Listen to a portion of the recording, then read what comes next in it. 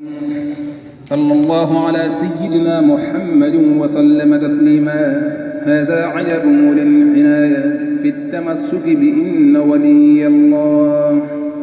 إن ولي الله الذي نزل الكتاب وهو يتولى الصالحين.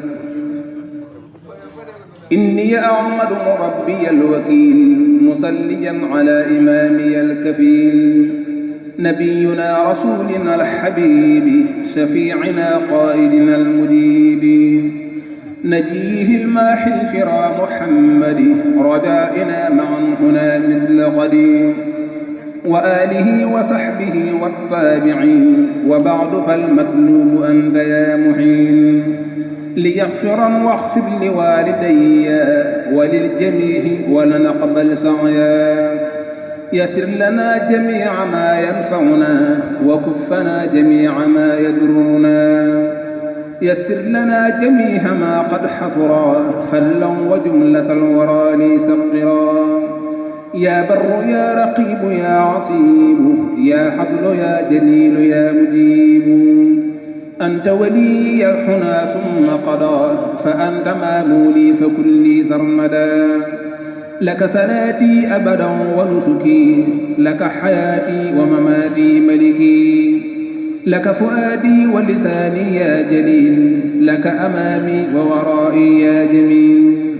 أنت مناق وفد حاجي يا كريم وأنت منتهى شكائي يا عليم هيئ لي الدهر من أمري رصدا وكن وليي ونصيري أبدا أنت الذي لك السماوات الحلا والأرضون والذي فيها انجلا لك إله الملك والحمد معه وأنت تحيي وتميت مبدعا سل لحسدك كل شيء يا مالكا قهر كل عين يا صاحب الجلال والإكرام يا باسط الأرزاق للأنحام نحن حفاة واغفرن كل عين في بابك الذي مناق المفلعين زود جميعنا إلهي خير ساد واختر بفضلك لنا خير مراد سدني حلما وتقا وأدبا حتى أثير للبلايا حجبا لين فؤادي إلى الطاعات وثقلا لي جملة البقار أنت الذي عببتني إلى الورى حتى يظنوني ندبا وضرا لكنني أيقنت أني ليس لي شيء سوى سترك بالتفضل لكنني أيقنت أني ليس لي شيء سوى سترك بالتفضل كن لي سرمدا ولا تكلني إلى سواك بل تول شأني تبت إليك يا غفور وأعوذ بك من الشيطان ربي والوذ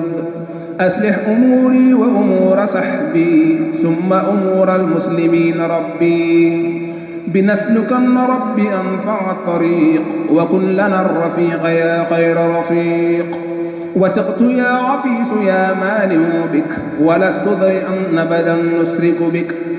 هب لي حجابا وحما وسترا تقي بلاء وردا وسرا وقاية بك وبالقرآن وبرسول الله في الأضمان